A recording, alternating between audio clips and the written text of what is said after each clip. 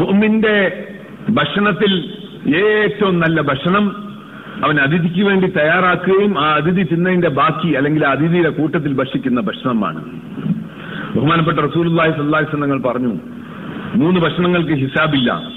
അതിലൊരു ഭക്ഷണം ആതിഥേയൻ അവന്റെ വീട്ടിൽ വന്ന് അതിഥിക്ക് വേണ്ടി തയ്യാറാക്കിയ ഭക്ഷണത്തിൽ നിന്നും കഴിക്കുന്ന ഭക്ഷണം, അതിന് ഹിസാബേ ഇല്ല.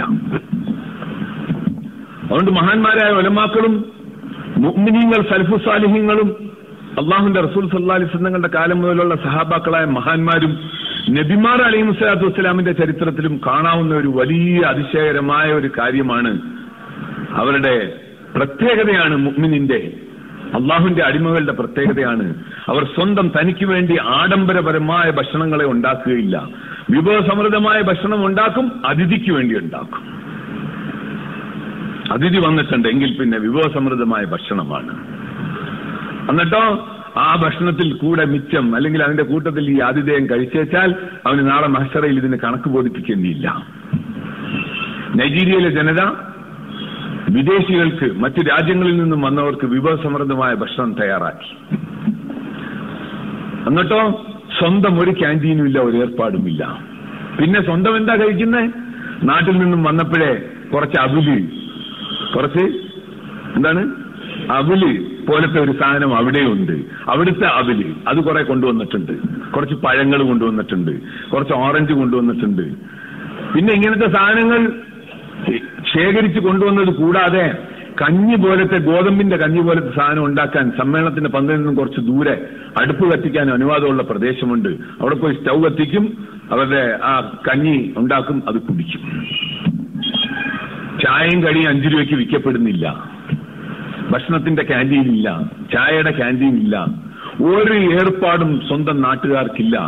അവർ ഓരോരുത്തരും സ്വന്തം യുസിറൂന അലാ അൻഫുസിഹിം വലൗ കാന ബിഹിം ഖസാസ, സ്വന്തം അവരുടെ നഫ്സിന്റെ പേരിൽ വലിയ ത്യാഗം സഹിച്ചുകൊണ്ട് മറ്റുള്ളവർക്ക് സൗകര്യങ്ങൾ ചെയ്തുകൊണ്ടുള്ള സമ്മേളനം. അള്ളാഹ് എനിക്ക് നിങ്ങൾക്ക് മനസ്സിലാക്കി അമൽ ചെയ്യാൻ തൗഫീഖിനെ തെരുമാറാകട്ടെ.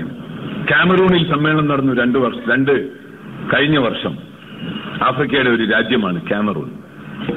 അവിടെ നൈജീരിയയിൽ മുകളിൽ ഓല പോലത്തെ ഒരു സാധനം കൊണ്ട് മേഞ്ഞ പന്തലെങ്കിലും ഉണ്ടായിരുന്നു ഈ 1.5 ലക്ഷം മനുഷ്യർക്ക്.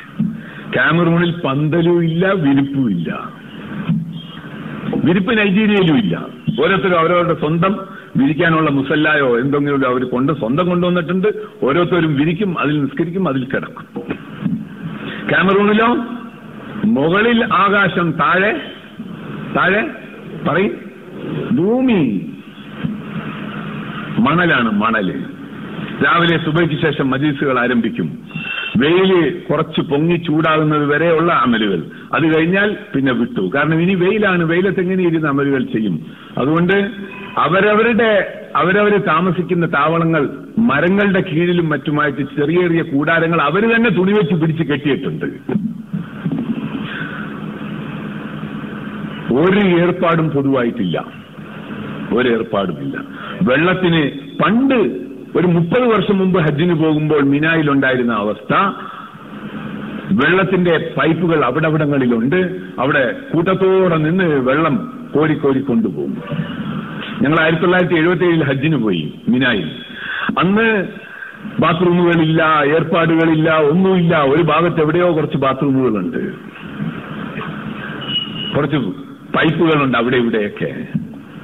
എനിക്ക് നല്ല ഓർമ്മയുണ്ട്, സുന്നത്തായ ഒരു കുളി, ഇഹ്റാം അഴിക്കാൻ നേരത്തുള്ള ഒരു സുന്നത്തായ കുളിക്കണം. ഇതുപോലത്തെ ഒരു കിണ്ടി വെള്ളം, ഈ ഫ്ലാസ്കിന്റെ അത്രയില്ല, ഇതിനേക്കാൾ കുറച്ചും കൂടെ ചെറുത്, ഒരു കിണ്ടി വെള്ളം. ആ ഒരു കിണ്ടി വെള്ളം പിടിക്കാൻ അരമണിക്കൂർ ക്യൂവിൽ നിന്നു ഞങ്ങൾ. അതിനുശേഷം ഒരു കിണ്ടി വെള്ളം കിട്ടി. ഒരു കിണ്ടിയിൽ കൂടുതൽ പിടിക്കാൻ പറ്റൂല. മറ്റ് ഹാജിമാര് പറയും, ഇതെന്താണ് 2 കിണ്ടിയോ? പറ്റൂല, 1. 2 കിണ്ടിയും പിടിച്ചുകൊണ്ട് ഒരാൾക്ക് നിൽക്കാൻ പറ്റൂല. കാരണം എല്ലാവർക്കും മറ്റുള്ളവർക്ക് സൗകര്യം ചെയ്തു കൊടുക്കാനാണ് ഹാജി പോകുന്നത്, അത് പഠിക്കാനാണ് ഹജ്ജിന് പോകുന്നത്. അപ്പൊ അതുകൊണ്ട് ഒരു കിണ്ടി വെള്ളം പിടിച്ചു. ആ ഒരു കിണ്ടി വെള്ളത്തിൽ ഞങ്ങൾ കുളിച്ചു. ഓരോരുത്തർക്കും ഓരോ കിണ്ടി വെള്ളം. ഇതായിരുന്നു 77 ഹജ്ജ്. സാധാരണ ഇതുപോലെ നൈജീരിയയിൽ കാമറൂണിൽ സമ്മേളനത്തിന് മുകളിൽ ആകാശം, താഴെ ഭൂമി. വിരിപ്പില്ല, പന്തലില്ല, മേൽക്കൂരയില്ല, ഒന്നുമില്ല. രാവിലെ 8-8:30 മണിക്ക് മജ്‌ലിസ് പിരിഞ്ഞു കഴിഞ്ഞാൽ പിന്നെ ഈ അസറിനെ കൂടുകയുള്ളൂ. കാരണം അതുവരെ വെയിലാണ്. ചുട്ടുപഴുത്ത മണൽ എവിടെ വന്നിരിക്കും? ഇനി അസർ മുതലേ പരിപാടികളുള്ളൂ. അതിനിടയിലുള്ള സമയമോ താലീമിന്റെ ഹൽക്കകൾ, 6 സിഫാത്തിന്റെ മുദാക്കറകൾ, അള്ളാഹുവിന്റെ മാർഗത്തിൽ പുറപ്പെട്ട് നേടിയെടുക്കേണ്ട വിശേഷണ ഗുണങ്ങൾ, നാട്ടിൽ ചെയ്യേണ്ട പരിശ്രമങ്ങൾ, ഇതെല്ലാം ചെറിയ ചെറിയ കൂട്ടങ്ങൾ അവരവരുടെ താവളങ്ങളിൽ ഒരുമിച്ച് കൂടി അവിടെ തന്നെ പ്രവർത്തിക്കും. ജമാഅത്ത് നമസ്കാരങ്ങൾ അറഫായിൽ നമസ്കരിക്കുന്ന പോലെ പല ജമാഅത്ത് നമസ്കാരങ്ങളായിട്ട് ലോഹർ നമസ്കാരം നമസ്കരിക്കും. അസറിന് വീണ്ടും ജമാഅത്തോടുകൂടി നമസ്കാരം, പന്തലില്ലാത്ത മൈതാനത്തിൽ. സഹോദരന്മാരെ, ഈ ദീനിന്റെ പരിശ്രമത്തിന് സമ്പത്തുമായിട്ടല്ല കൂടുതൽ ബന്ധം. ഈ ദീനിനും ദീനിന്റെ പരിശ്രമത്തിനും എളിമത്തരവുമായിട്ടാണ് കൂടുതൽ ബന്ധം, ലാളിത്യവുമായിട്ടാണ് കൂടുതൽ ബന്ധം, സാധുക്കളുമായിട്ടാണ് കൂടുതൽ ബന്ധം, പാവത്തുകളുമായിട്ടാണ് കൂടുതൽ ബന്ധം.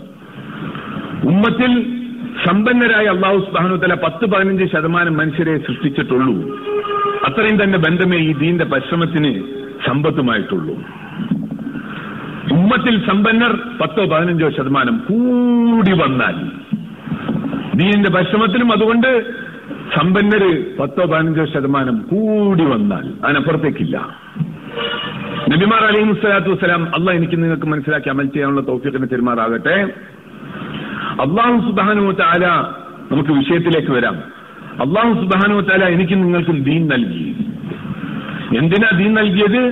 അള്ളാഹ് നമ്മളെ ഈ ദുനിയാവിലും നാളെ ആഖിറത്തിലും പരിപൂർണ വിജയികളാക്കാൻ തീരുമാനിച്ചിട്ടുണ്ട്. അള്ളാഹ് എന്നെ നിങ്ങളെ ഈ ദുനിയാവിലും ആഖിറത്തിലും പരിപൂർണ വിജയികളാക്കുമാറാകട്ടെ.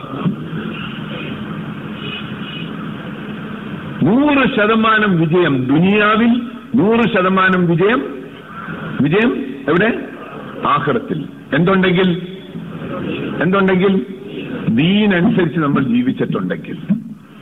100% പരാജയം ദുനിയാവിൽ, 100% പരാജയം ആഖിറത്തിൽ. എന്തില്ല എങ്കിൽ ദീൻ അനുസരിച്ച് നമ്മൾ ജീവിച്ചില്ല എങ്കിൽ. ഇത് അള്ളാഹുവിന്റെ തീരുമാനമാണ്. ഏകനായ, ഒരൊറ്റ സൃഷ്ടാവായ, ഒരൊറ്റ റബ്ബായ, ഒരൊറ്റ മാലിക്കായ, ഒരൊറ്റ ഇലാഹായ അല്ലാഹു സുബ്ഹാനഹു വ തആല ചെയ്തിട്ടുള്ള ഏറ്റവും വലിയ തീരുമാനമാണ് മനുഷ്യരാശിയെ സംബന്ധിച്ചിടത്തോളം. എന്റെ ദീൻ അനുസരിച്ച് ആര് ജീവിക്കുമോ അവന് ഞാൻ ഈ ദുനിയാവിലും നല്ല ജീവിതം നൽകും, ആഖിറത്തിലും നല്ല ജീവിതം നൽകും. അല്ലാഹ് എന്നെ നിങ്ങളെ ആ കൂട്ടത്തിൽ ഉൾപ്പെടുത്തുമാറാകട്ടെ. അഥവാ ദീനനുസരിച്ച് ജീവിച്ചില്ല എങ്കിൽ ആര് തന്നെ ആയിരുന്നാലും ശരി, ഈ ദുനിയാവിലും 100% അല്ലാഹു സുബ്ഹാനഹു വ തആല പരാജയപ്പെടുത്തും, ആഖിറത്തിലും 100% അല്ലാഹു തആല പരാജയപ്പെടുത്തും. അല്ലാഹ് എന്നെ നിങ്ങളെ കാത്തുരക്ഷിക്കുമാറാകട്ടെ. അല്ലാഹുവിന്റെ ഈ തീരുമാനം മനുഷ്യരാശിയെ എല്ലാ കാലഘട്ടങ്ങളിലും പറഞ്ഞു മനസ്സിലാക്കി കൊടുക്കുവാനും അവരെ അള്ളാഹുവിന്റെ ഈ തീരുമാനം അനുസരിച്ച് ജീവിക്കുന്നവരാക്കി തീർക്കുവാനും വേണ്ടി അധ്വാനിക്കാനാണ് അല്ലാഹു തആല നബിമാർ അലൈഹിസ്സലാത്തു വസ്സലാമിനെ അയച്ചത്.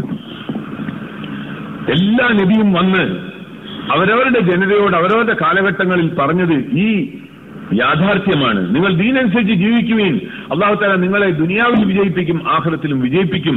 നിങ്ങൾ ദീനനുസരിച്ച് ജീവിച്ചില്ല എങ്കിൽ അല്ലാഹു തആല നിങ്ങളെ ഈ ദുനിയാവിൽ പരാജയപ്പെടുത്തും, ആഖിറത്തിൽ പരാജയപ്പെടുത്തും. എല്ലാ നബിമാരുടെയും ദഅവത്തിന്റെ, എല്ലാ നബിമാരുടെയും ക്ഷണത്തിന്റെ രത്ന ചുരുക്ക ആശയം ഇതാണ്. അള്ളാഹുവിന്റെ കൽപ്പനകൾ അനുസരിച്ച് ജീവിക്കും, അള്ളാഹ് സഹായിക്കും, ദുനിയാവിൽ സഹായിക്കും, ആഖിറത്തിൽ സഹായിക്കും. സഹോദരന്മാരെ, അള്ളാഹ് എനിക്ക് നിങ്ങൾക്ക് മനസ്സിലാക്കാനുള്ള തൗഫീഖിനെ പെരുമാറാകട്ടെ. എല്ലാ കാലഘട്ടത്തിലും മനുഷ്യർക്കൊരു വലിയ തെറ്റിദ്ധാരണ ശൈത്താൻ ഉണ്ടാക്കി കൊടുത്തു. ശൈത്താന്റെ പ്രവർത്തനം എങ്ങനെയാണ്? അള്ളാഹുവിന്റെ പരിശുദ്ധമായ ഖുർആൻ ശരീഫിൽ പറയുന്നുണ്ട്, ശൈത്താന്റെ പ്രവർത്തനം ആണ് വസ്വസ ഉണ്ടാക്കൽ. എന്തുണ്ടാക്കൽ? നമുക്ക് എല്ലാവർക്കും അറിയാവുന്ന കാര്യമാണിത്. കാരണം നമുക്ക് എല്ലാവർക്കും കാണാപ്പാടുള്ള ഒരു സൂറത്തിൽ ഈ വിഷയമുണ്ട്. ഏതാ സൂറത്ത്? ഖുർആൻ ഷരീഫിന്റെ ഇപ്പോൾ എഴുതപ്പെട്ടിരിക്കുന്ന കണക്ക് നോക്കിയാൽ അവസാനത്തെ സൂറത്ത്. ഏതാ സൂറത്ത്? ഒന്നോതി അഊദു ബിറബ്ബിന്നാസ് മലിക്കിന്നാസ് ഇലാഹിന്നാസ് മിൻ ശർരിൽ വസ്വാസിൽ ഖന്നാസ്. നബിയെ പറയും, ഞാൻ കാവലിനെ തേടുന്നു. ആരോടാണ് കാവലിനെ തേടുന്നത്? റബ്ബുന്നാസിനോട്, മനുഷ്യരാശിയുടെ റബ്ബിനോട്. മലിക്കിന്നാസ്, മനുഷ്യരാശിയുടെ ഭരണാധികാരിയോട്, ഉടമസ്ഥനോട്. ഇലാഹിന്നാസ്, മനുഷ്യരാശിയുടെ ഏക ഇലാഹിനോട്. എന്താണ് കാവല്? മിൻ ഷർ, വലിയൊരു ഷെറുണ്ട്, വലിയൊരു ഷെർ, ഒരു മഹാഷെർ. ആ മഹാഷെറിൽ നിന്നും ഇലാഹായ, ഉടമസ്ഥനായ, റബ്ബായ പടച്ചവനെ ഞങ്ങളെ നീ കാക്കണമേ എന്ന് പറയും നബിയെ. അള്ളാഹ് പറയാണ്, അള്ളാന്റെ കൽപ്പനയാണ്. മിൻ ഷർ, എന്താണ് ഷെർ? മിൻ ഷർറിൽ വസ്വാസ്, മിൻ ഷർറിൽ വസ്വാസ്, വസ്വാസിന്റെ ഷെർ, വസ്വാസ്, കൺഫ്യൂഷൻ,